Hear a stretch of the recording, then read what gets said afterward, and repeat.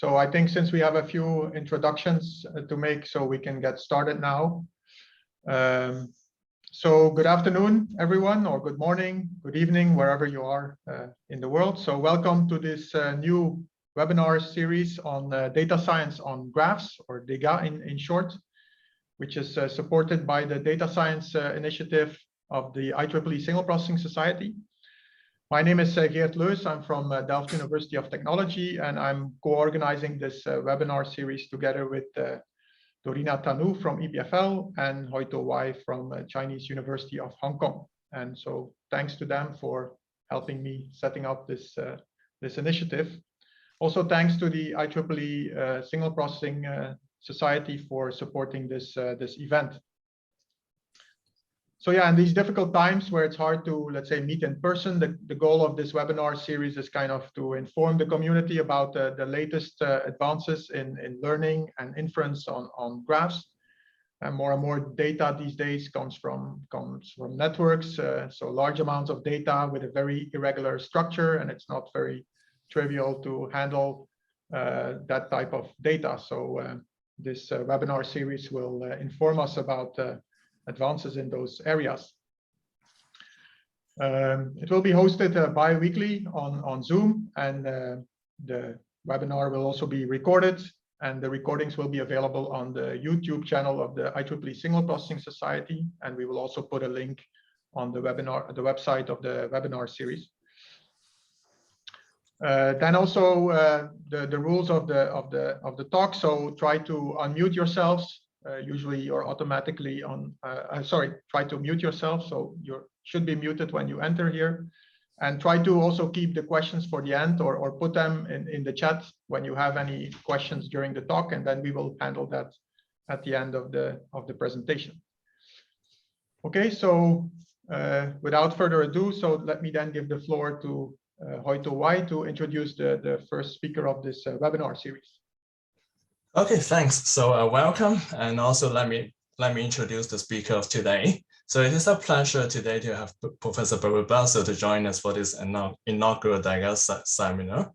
So Baruch is a senior lecturer at the Bar-Ilan University. He is a physicist and an applied mathematician, as well as a neuroscientist. He has completed his PhD in physics at the Hebrew University of Jerusalem as a Hoffman Fellow, and he then pursued his postdoctoral training at the Northeastern University and the Harvard Medical School. His research focuses on the dynamic behavior of complex networks and universal principles that govern the dynamics of disease spreading, gene regulatory networks, and etc. Basically all walks of systems that involves a graph, that involves some kind of a networks inside it. So in fact, what also amazes me is that on top of all his academic research works, Baruch is running a weekly corner on the Israel National Radio, so making him like a public lecturer known to the nation.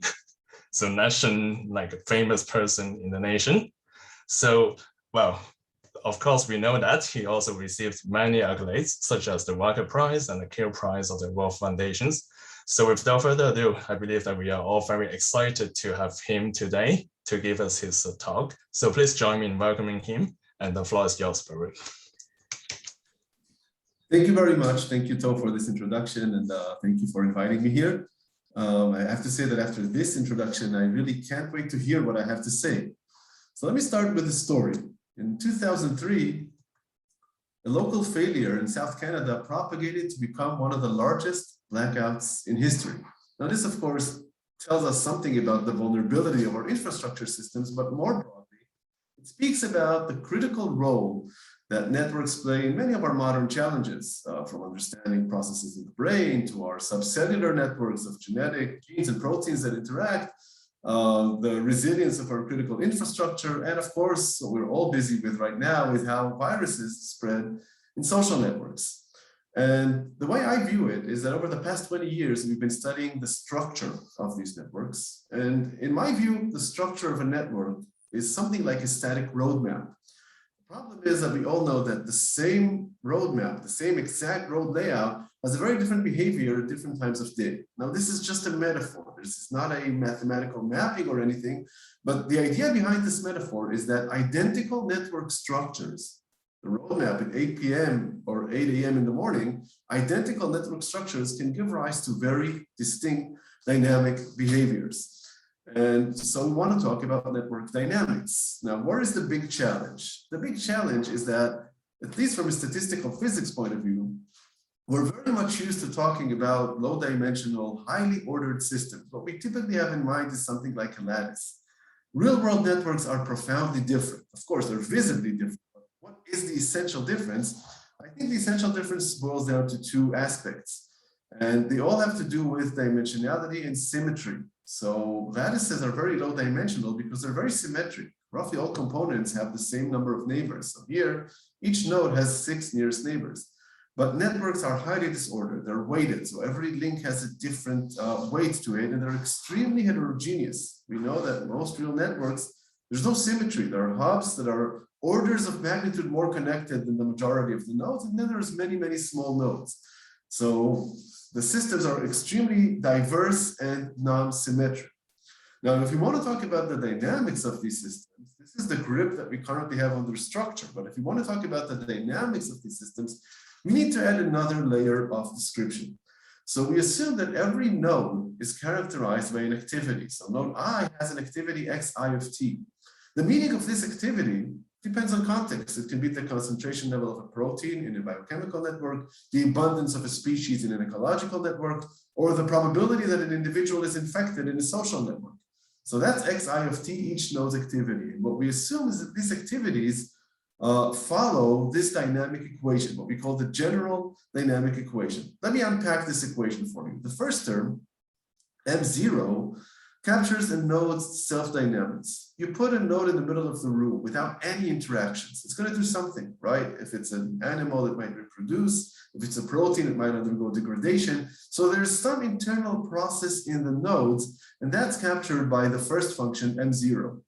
Then the second functions, M1 and M2, they capture the mechanism of the interaction. The way to picture this is the following. We have two nodes, node 1 and node 2. And when we draw the network, we draw a link between these two nodes. And what M1 and M2 actually ask is that when you draw the link, what is the mechanism that you have in mind that this link actually activates? Does node 1 consume node 2, like in an ecological network? Does node 1 transmit a virus to node 2, like in a social network? Or does node 1 biochemically bind to node 2, like in a biological network? So basically what we have is the network structure given by AIJ. It's weighted, could be directed network topology. Every component has some activity, concentration, infection, abundance, xi of t. And then on top of that network, there is, sorry about that. Then on top of that network, we have the nonlinear mechanisms that are captured by the functions M0, M1, and M2 that tell you what is the actual dynamics that goes on in your network. So in my view, what is a complex system? A complex system is a set of thousands, maybe millions of coupled nonlinear differential equations. And these differential equations, the coupling between them is governed by the network. If there is a coupling between I and j, that means that there is a link between the node I, the component I, and component j. So some of you are very familiar with nonlinear dynamics, others are less, I'm pretty sure. So here are some classic examples. For example, if you're a network scientist, you should be aware of the one here in the middle. This is the classic SIS model that models epidemic spreading on a social network. Here's another model that's very common, the one on the bottom, it's the McCarty-Sminton model. It's usually a model that's used for biochemical networks, like genetic regulation and type of interactions like that. So we have the network structure, and on top of that structure, we can put different dynamic mechanisms that affect the actual observed behavior of the system. So now that we have a mathematical framework, we need to ask questions, right? And really, what do networks do, right? What is the question that what is the thing that we would like to predict? Well, I would argue the following, that whether it's blackouts propagating in a power grid, or viruses propagating on a social network, or a genetic perturbation, what you see here at the center, a genetic perturbation that biochemically trickles down the subcellular network, it's all about the patterns of information spread in the system. How do networks mediate the spread of information? Mathematically, what we do is we assume that our system is at some fixed point, at a state. And we look at the response to fixed point perturbation. So at a certain point in time, we perturb the activity of some node J. Let's call this the source node. This instigates a signal that then travels through all the pathways in the network and eventually impacts the target node I and generates a response at the node I. And with this framework, we can ask all sorts of questions. For example, we can ask how much time will it take the signal to travel from the source to the target? Or where will we observe the signal in different times throughout the network? We can also ask questions about the long-term response. For example, how strongly will I respond to the signal if we wait a sufficient amount of time? If you hold J and make it perturb, it will force I to perturb its activity too. And the question is, how much will it force it? Will I have a dramatic response? Delta Xi will be large, and then I is very sensitive to changes in J. Or will I have just a minor response, and then the effect of the J perturbation is just local and it dies out. It doesn't spread too far in the system. In this talk, I want to relate to just two of these questions, even though we've addressed all of them throughout our work. And that is the question of when. What are the spatiotemporal patterns of the propagation of signals in a network environment? And the last question, which is how. It's kind of cryptic right now, but it will make sense when we reach it later on. So let's start by talking about the spatiotemporal propagation of signals in a network. And I'll start phenomenologically. I just want to show you an example. So what we did is we took a scale 3 network. That's a highly diverse network with degrees that span orders of magnitude. Most real networks, as I said, are like that. And at time t equals 0, we instigated a signal right here at the center, this dark node that you see at the center. And then we tracked how the signal propagated with time. Now, I know what you're saying. This should be simple, right? I mean, you perturb a node, then the neighbors respond, and the next neighbors, and the next neighbors. And this intuitive thought is roughly what we see here, right? Here, we really see the signal propagating from inside outwards.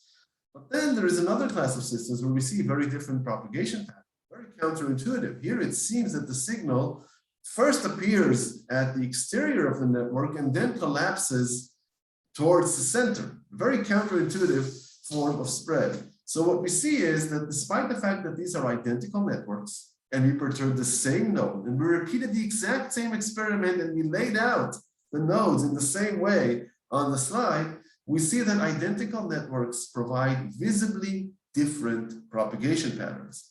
Now, even if we quantify the macroscopic aspects of the propagation, for example, what are the time scales for the signals to penetrate through the network, we find that the time scales, they also span 6 orders of magnitude, despite the fact that this is always the same network.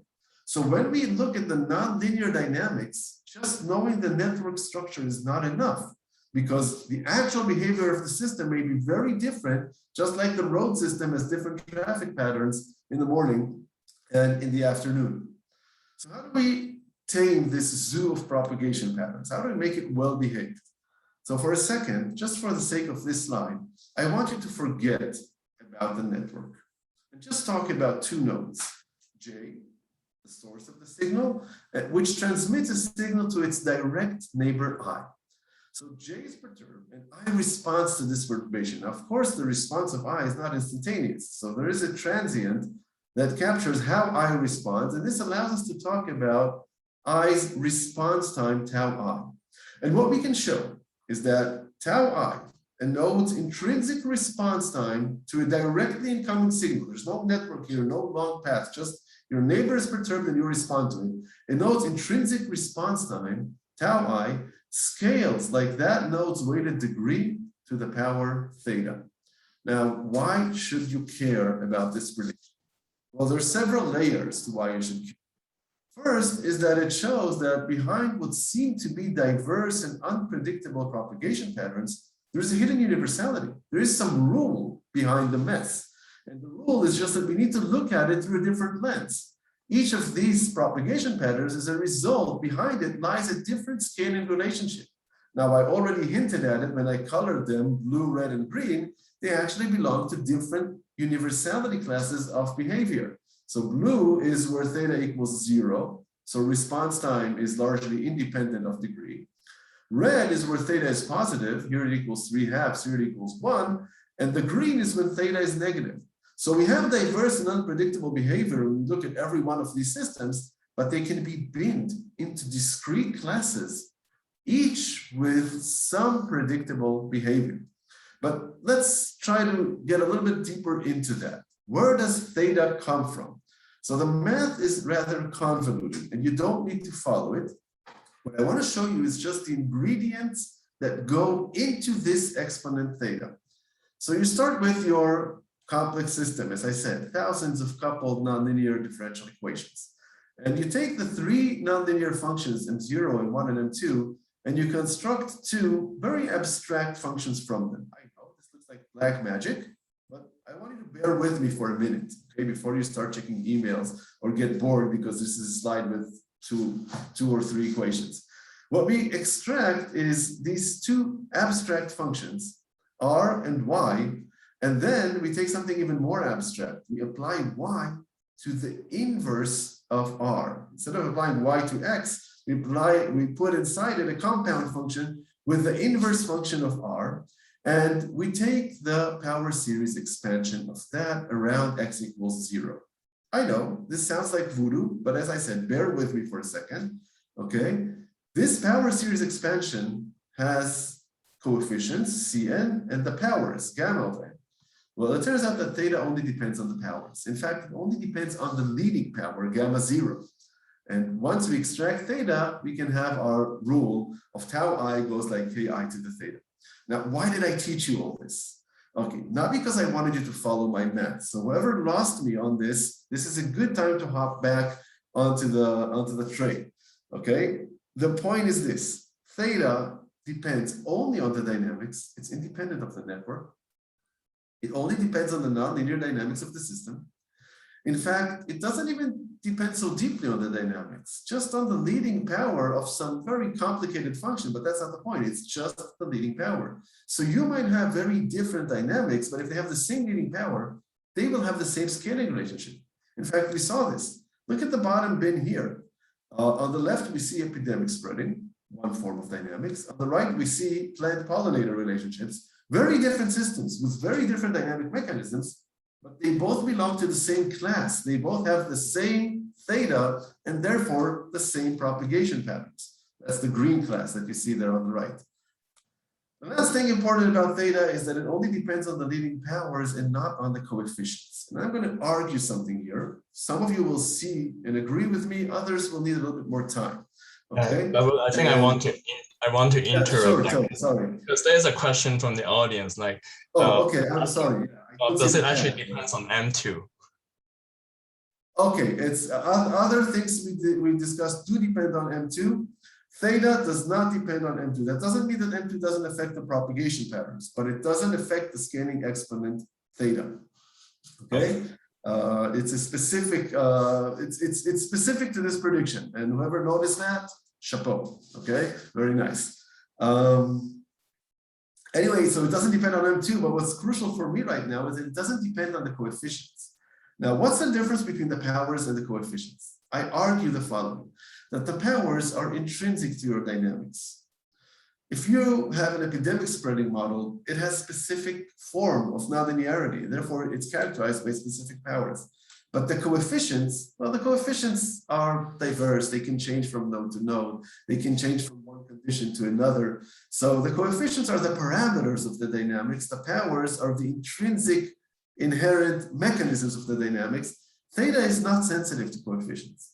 So you can have epidemic spreading like the flu, which is very transmissible, or epidemic spreading like AIDS, which is very non-transmissible. The mechanisms are the same. The coefficients are different. And theta doesn't care about the coefficients. It only cares about the intrinsic mechanisms.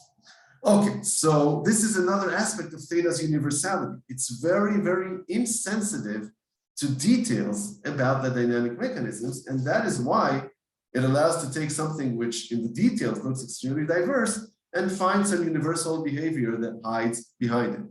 But up to now, I might have excited the physicists who like the idea of universality. But if you're a network scientist, why do you really care about theta? So here's the crucial point. And once again, if you lost me up to this point, this is where I need you concentrated. Okay, let's look at this prediction again. Tau I scales like ki to the power theta. So ki, the blue term, is a nodes weighted degree. As I said, for 20 years, we've been mapping the structure of complex networks We know a lot about that. It's a static characteristic of the network topology. Tau I, the orange term, on the other hand, is a node's intrinsic response time. It's a dynamic function that we would very much like to predict. And theta? Theta is a dynamic determinant that helps us map topology into dynamics. So for example, if I look at Tov, he might be more connected than I am. So you might have 10 times more friends than I have. So your degree is 10 times higher. But for example, if theta equals 2, this means that your response time is also 100 times higher. That means you're 100 times slower than I am. On the other hand, if theta equals -2, then the picture reverses. Now you're 10 times more connected, and you're also 100 times faster to respond to incoming signals than I am. So the network structure gives you the degrees. Then the nonlinear dynamics gives you theta. And when we combine them together, we can make predictions on the time scales of the system's response. Let's make this come to life.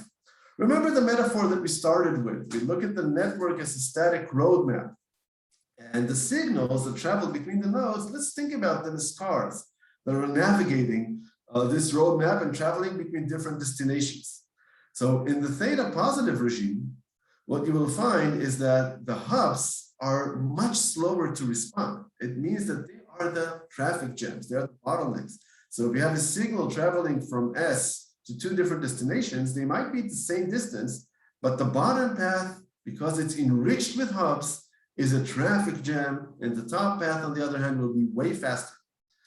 Well, when theta is negative, the picture reverses. The exact same network, the exact same roadmap, but now the bottom path is the freeway, and the top path becomes much slower. So theta actually tells you how to map pathways in the network into their actual travel time, how much it takes the signal to travel through every one of the paths in the network, depending on how many hubs, how many traffic jams, or how many traffic lights it encounters along the way. In a sense, we call this a network GPS because it's exactly what a GPS does. It translates the roadmap into travel times because it knows the lag that you incur at every one of your junctions on the way. So we can use this to lay out the diverse and unpredictable picture we started with in a smarter fashion. If we can actually account for the lag that every one of the paths gives you, we can relay out the nodes now in a more predictive fashion. And when we use our prediction, our GPS, our network GPS, we find that there's actually a lot of order behind the messy propagation patterns that we've seen before. Now, there are many different network layouts, many different strategies on how to lay out the nodes in the network. But this, to the best of my knowledge, is the only dynamic layout. It lays out the nodes differently if you have one form of dynamics. And if you change the nonlinear dynamics, it lays out the nodes again. So when the hubs are slow, it lays out the hub-enriched paths very far away from the core. When the hubs are fast, it lays them out closer by. But let's get some macroscopic insight. So we talked about the fact that networks are often extremely heterogeneous, scale-free. They have hubs coexisting alongside small nodes. From a structural perspective, what hubs do is they make your network much smaller because all the pathways that go through the hubs are like shortcuts, right? The hub connects every node to many other nodes. And so in a scale-free network, the pathways are typically shorter. So one would intuitively think that scale-free networks are also way faster, but they're not. Because if you're in the theta positive regime, the hubs actually slow down the propagation of signals. And therefore, the scale-free networks become orders of magnitude slower than a random network that doesn't have a scale-free property. On the other hand, if you're in the theta negative regime, then the hubs do the opposite. They really speed up the signals. So the same structural characteristic, the fact that your network is scale-free, can be anywhere between ultra-slow and ultra-fast propagation, and it all boils down to the single parameters theta. So on the one hand, you'd say this is bad news because we can map the structure of the network, but what you're telling us here is that after we have the structure of the network, we don't necessarily know how to interpret that into behavior. The same structural characteristic, scale-freeness, leads to a spectrum of different behaviors. The good news is that this spectrum can be predicted by a single parameter, and we can bin our systems into discrete classes, the red, ultra-slow, the blue, and the green, which is ultra-fast. Now, with this in mind, I want to go to a different question. That is how the signals propagate in the system. So the question I want to ask here is a question people don't usually think about, but after this introduction, you might actually ask this. Imagine that I perturbed a gene in a biological network. So I made a perturbation to the gene indexed N, and it propagated and impacted some target gene and instigated the response delta XN. Okay, but there are 20,000 other genes in the network. What did they do in this process? Well, the answer is that the vast majority of the time, a node is not the source of a signal. It's not the target of the signal. What you do most of the time in the network is you're a pipeline. You're mediating the spread of the signal between one node and another node. That's what genes do the majority of the time.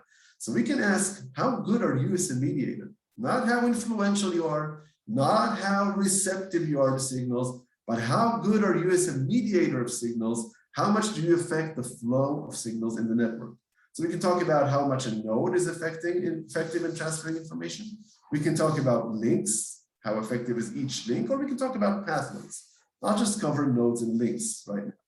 So how do we define your mediation of flow? This is a subtle point. Let's look at the picture below. Here's the source of the perturbation. And once we perturb N, the signal travels through all pathways and eventually impacts the target node M. So the impact on N is a result of the contribution of both the red and the blue pathways. What we do here is we block one of the nodes. We freeze the node. We don't remove the node, because if you remove the node, you're actually generating a new signal. We just freeze the node. We don't allow that node to respond to the incoming perturbation. So we make it like a shock absorber. And now when the signal travels from N, all the pathways that go through node I are blocked, because if I cannot respond, if node I, not me, if node I cannot respond to the incoming signal, it cannot pass it forward. So by freezing node I, we freeze all the pathways that travel through I, and we see how much less information traveled to M.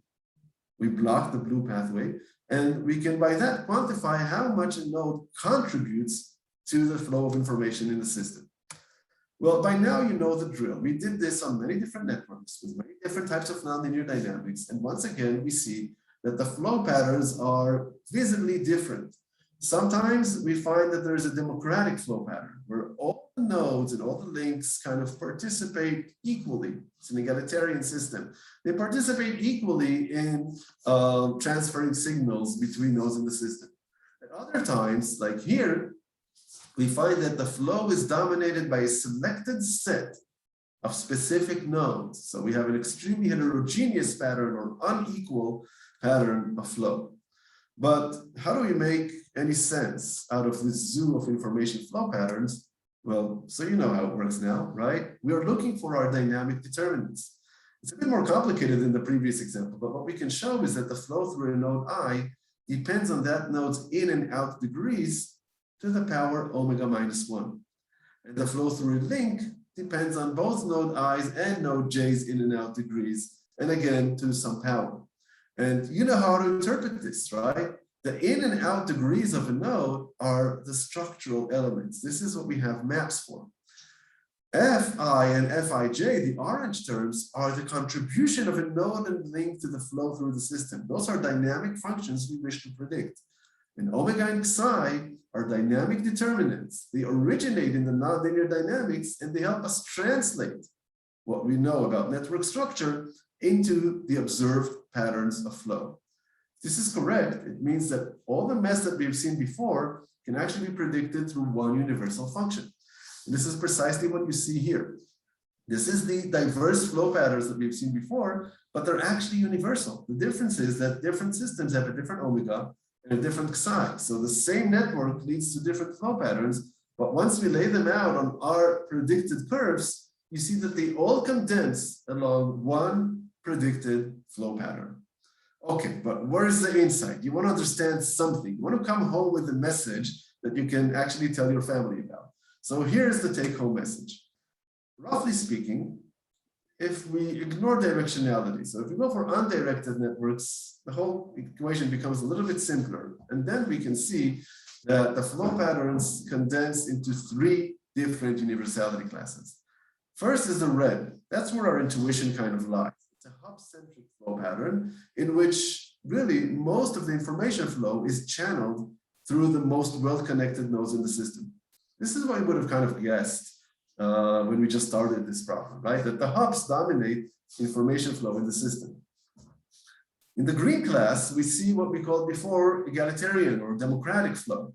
Here, despite the fact that the network is scale-free and we have nodes that cross orders of magnitude in terms of their degree, flow seems to be evenly spread throughout all the nodes in the system. So there's a class of dynamics where this is the behavior you expect.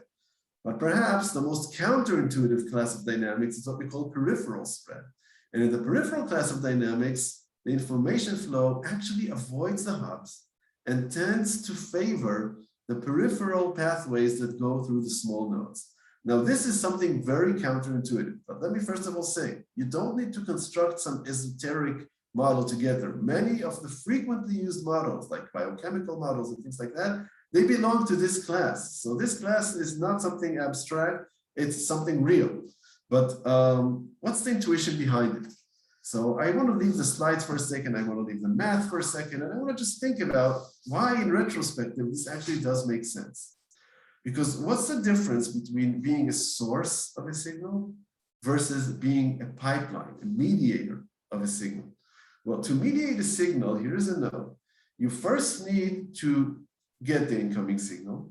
You then need to respond to that signal. And once you respond, you pass it on to your neighbors.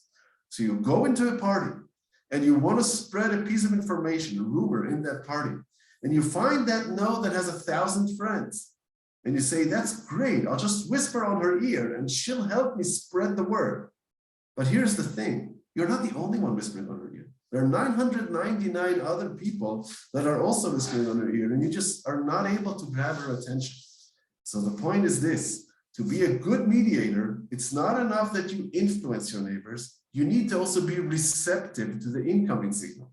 And the flow patterns are exactly this balance. Sometimes the hubs are great influencers, they're also receptive in a way that balances out.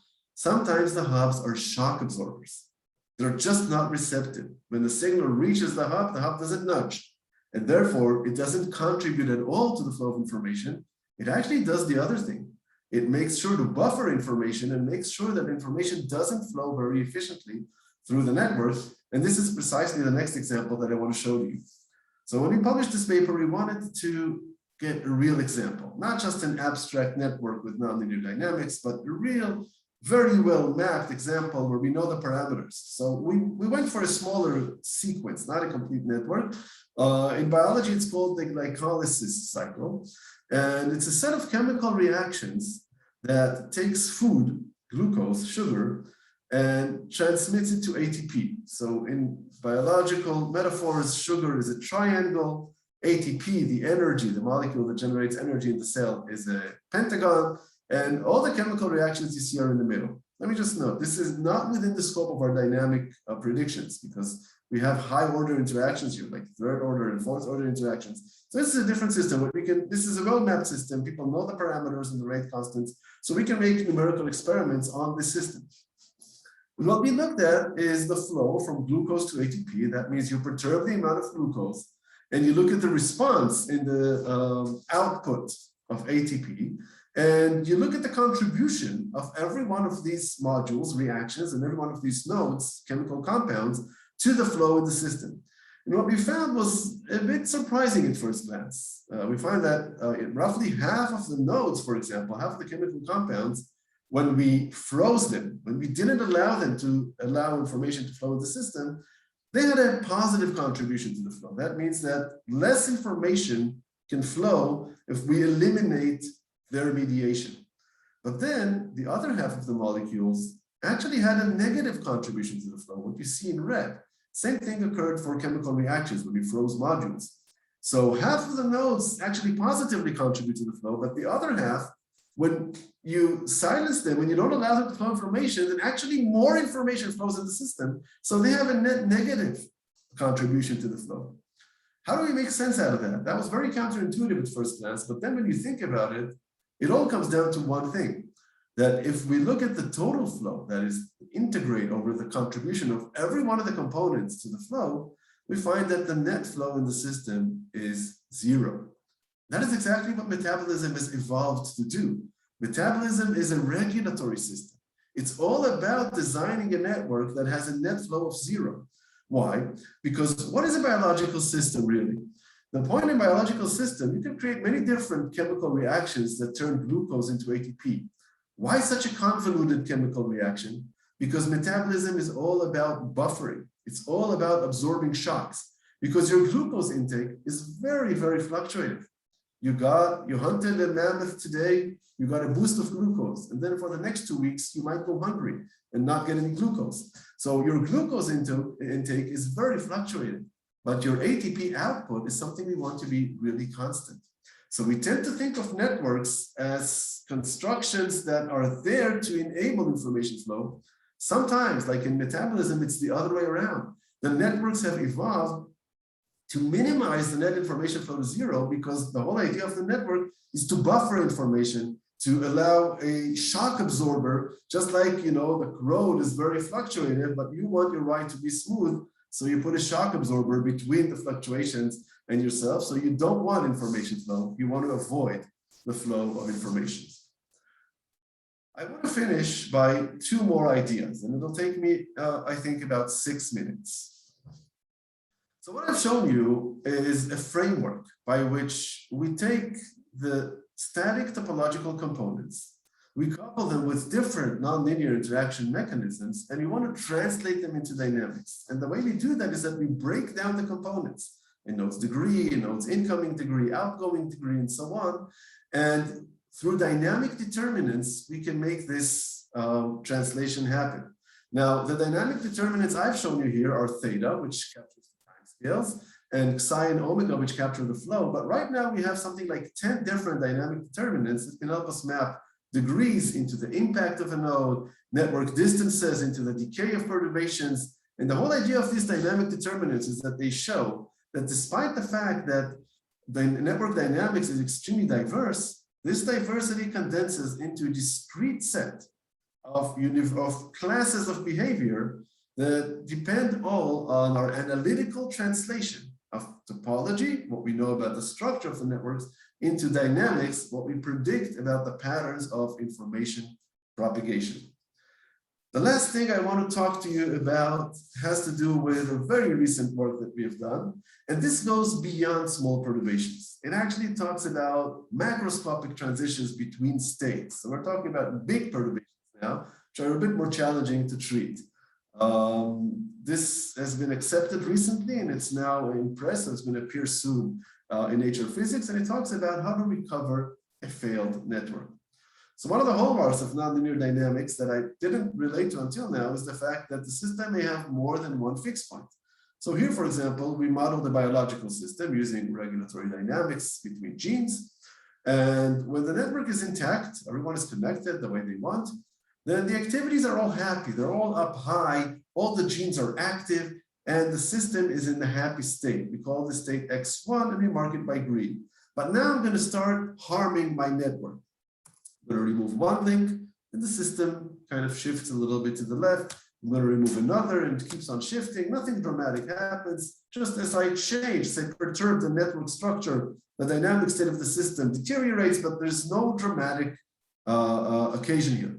But then at one point, I remove one last critical link, and the green state is no longer stable, and the entire system undergoes a dramatic collapse into the red state. In this case, cell death. Okay, all the activities are now 0. So that's a transition from one fixed point, desired fixed point, the active fixed point where you were before, to an undesired fixed point, the inactive fixed point at X0, the red fixed point.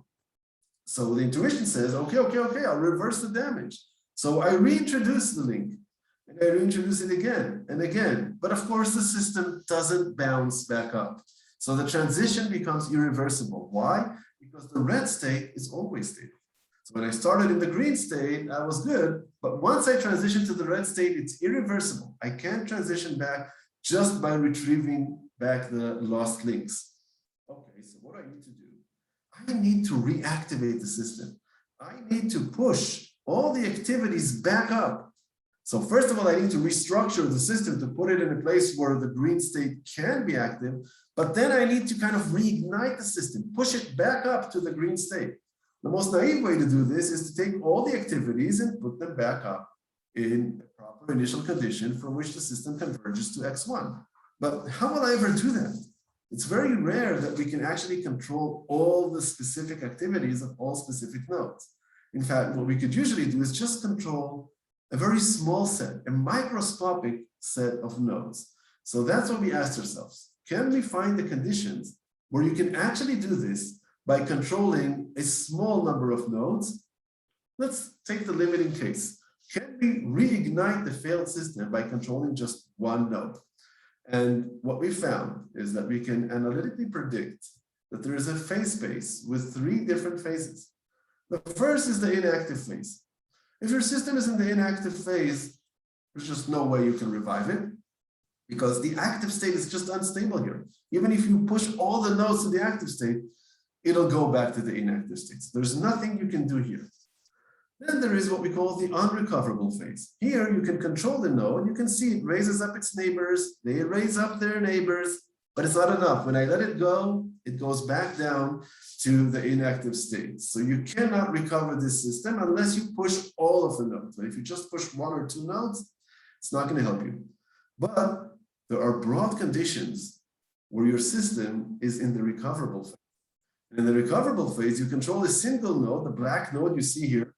We lift it up. It lifts up its neighbors. They lift up their neighbors, and then the entire network revives.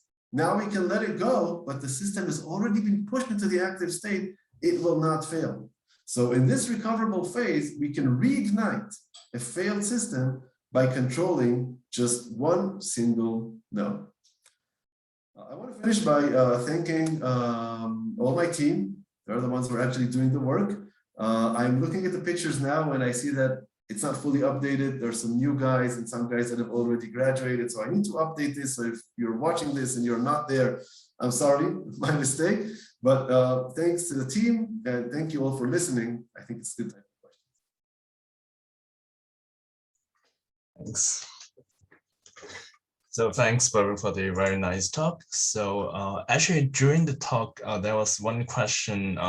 I think it's referring to the, so there was a picture of lots of wings in the GPS. Yeah. So like, I think it's about I see the question. So okay. It's about where, yeah.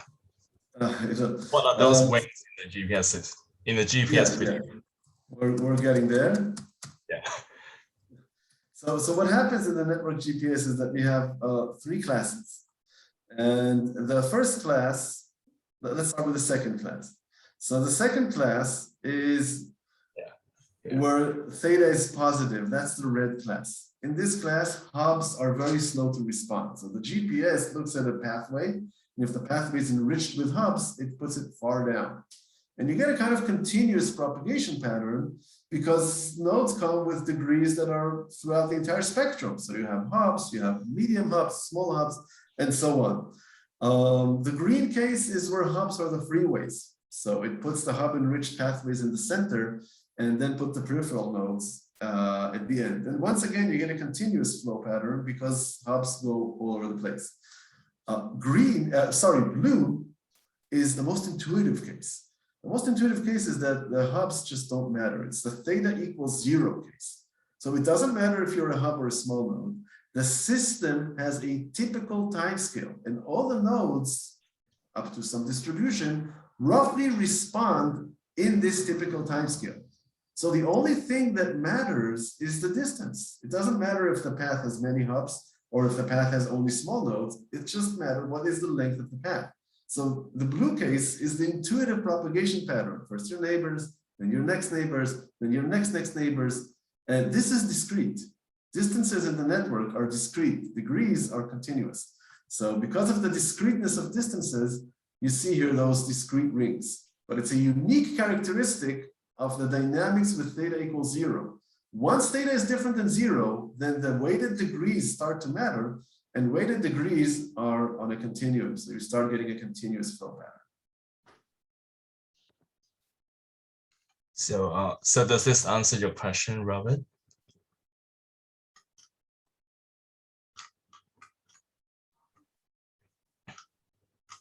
Okay, still waiting for the yeah. Okay, Right. good. Yeah, so yeah, I think this continuum behavior is really interesting too. So is it actually something that you can see from the from the analytical analysis that from the analysis that you conducted on the dynamics? Like, does the wing behavior appears right there, or how can we actually Yeah, certainly. Certainly. So really what happens, I mean, what we call these classes in the paper, as far as I remember, is that the blue case is the distance-driven class. And yeah, once theta equals 0, and it all just depends on your network distance, you will get this discrete behavior. And the red class is the hub limited diffusion. Things are limited by the hubs. And once the degrees play a role, they play the major role. When the degrees play a role, then distance just doesn't matter. Because think about it, the distances in a network are very small. These networks are a small world. The distances scale logarithmically with system size. So you typically have distances of the order of 1, maybe low 2 digits. Hubs, on the other hand, they span orders of magnitude. So the minute the hubs go into the picture, the distances just don't matter. And we know this from traffic flow, right? In road maps. What really matters in the amount of time it takes to travel between one destination and the other is not the kilometer distance. It's where are the bottlenecks, right? It's the traffic jams. That's what really sets the time. So once the degree goes into the picture, distances, which is everyone's intuitive guess what determines the propagation of signals, distances just stop mattering. I see. Okay, so let me ask the floor. Let me ask the audiences if they have any other questions. Okay, yes, there's one. So actually, Pagaj, there's a question from Pagaj. Actually, do you want to unmute yourself? I think it's also a. I think I understood the question. Yeah. So in the last topic, I just gave you a taste of what we did. I didn't go into the math.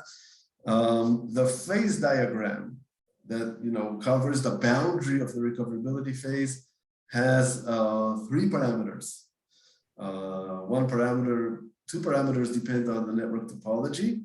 The other parameter is how much activation can you apply on the node. Okay, can you hold that node very high, or can you hold it only at a medium height?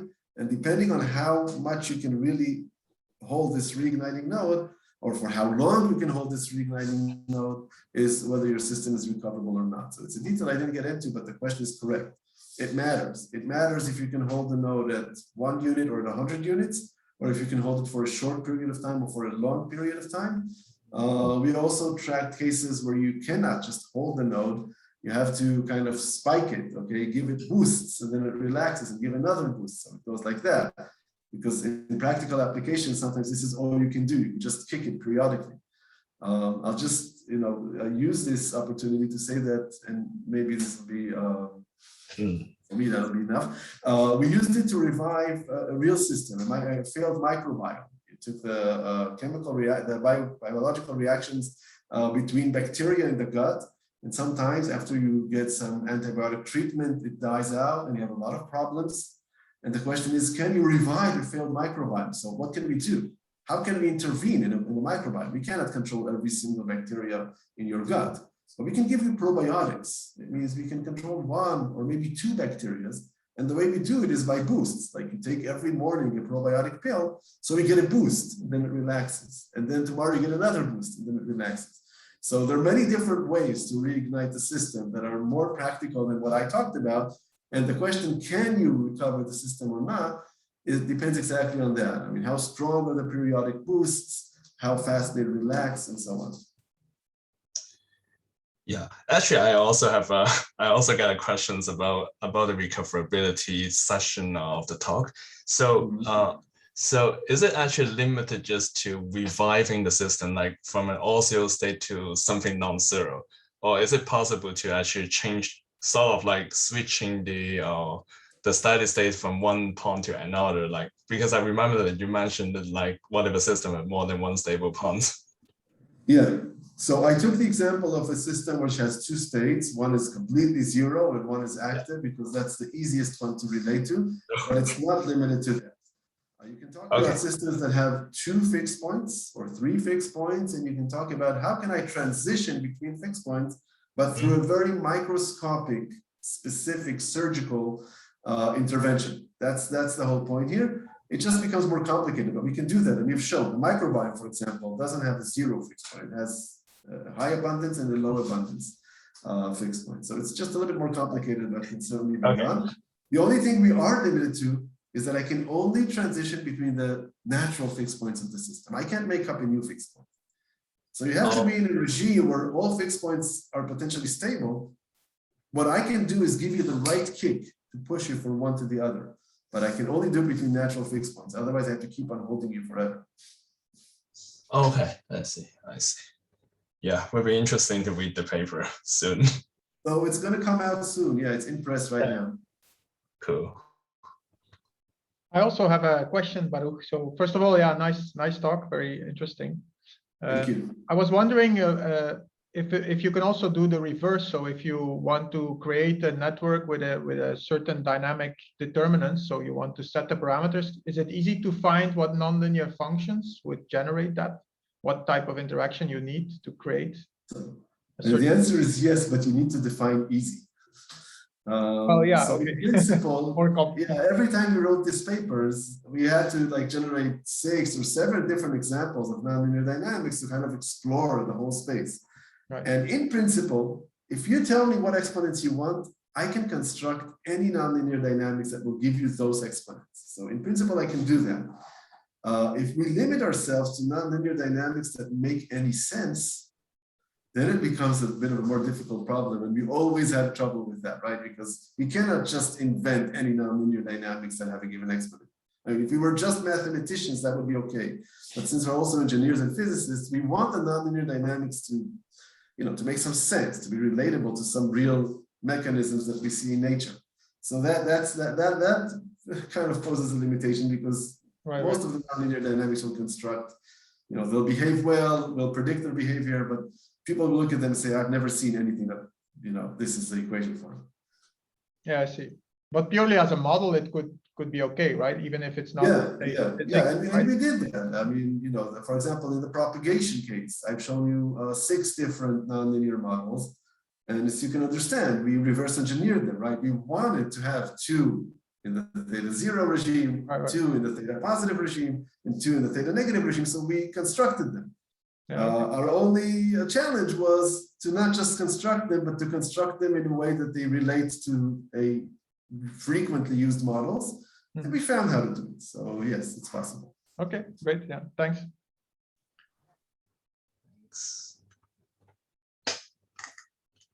So is there any other questions from the audiences?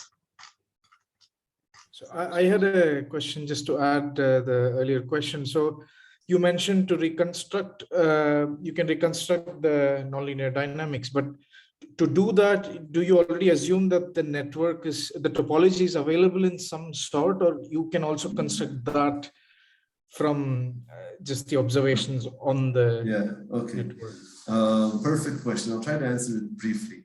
One of the papers that we have, I didn't show it here, is exactly doing the reverse. I mean, what happens if I can observe the exponents? For example, I can measure the response times and therefore observe theta from empirical data, and then I want to reverse engineer the system's hidden dynamics. So we had a project on this, and actually Toe also, we had a paper together on something along these lines.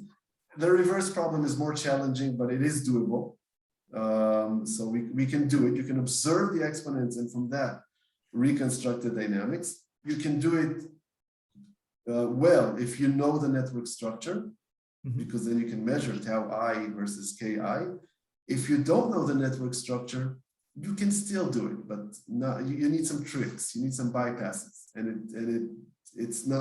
it will be a less informative process. I mean, you will get something, but you will not get as much information.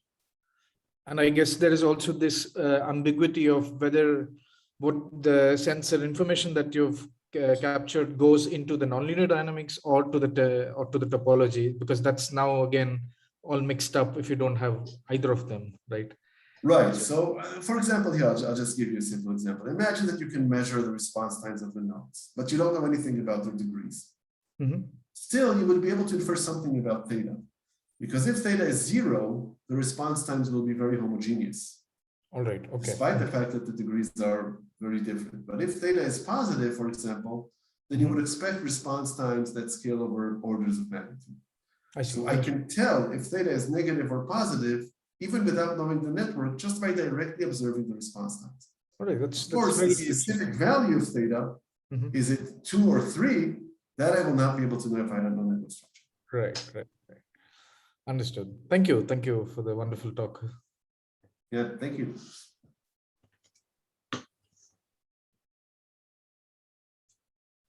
Okay, so I think we can wrap it up, or I'll let you have the final remarks. It was actually just now another question comes up. Oh, another question came up. Okay, I just don't want to go over time. Okay. Yeah, so that's so also from Propagation, so it's also about like how easy it is. Partially known network. My talk can answer this better than I can, but yeah, partial knowledge of the network. This is actually very robust against partial knowledge. So I talked about the worst case scenario. Your network is a complete black box. You don't know what's going on. If you know, like in most networks, like 20% of the links, then the whole point of these scaling relationships is that they're not sensitive to that, right? I mean, imagine that you have tau I scales like ki to the theta, but you only know 20% of the links. So all your degrees are roughly multiplied by a constant of 0.2, right? Because you only scan 20% of the links. That's okay, because the scaling relationship is just the slope. It doesn't matter if you multiply the degrees by 2 or by 1/2, you'll get the same slope. So one advantage of these scaling relationships is that they're not sensitive to partial knowledge of the network. If you know 10%, 20%, 30%, the more you know, the better, but you don't need to know the exact degrees. It's enough that you know the degrees up to a multiplicative factor. Okay. All right. So I think, yeah, just like what Baruch said, is about time to wrap it up. So yeah, so let's thank the speaker again. So really great talk. I really enjoyed it. All right. So and also thanks the audiences for joining us for the first DAGA seminar. So we're going to have another talk from Professor Antonio Marcus in 2 weeks. And so I hope to see you all again soon. Thank you very much. Thank you Bye. all. Bye. Bye-bye. Bye. Bye.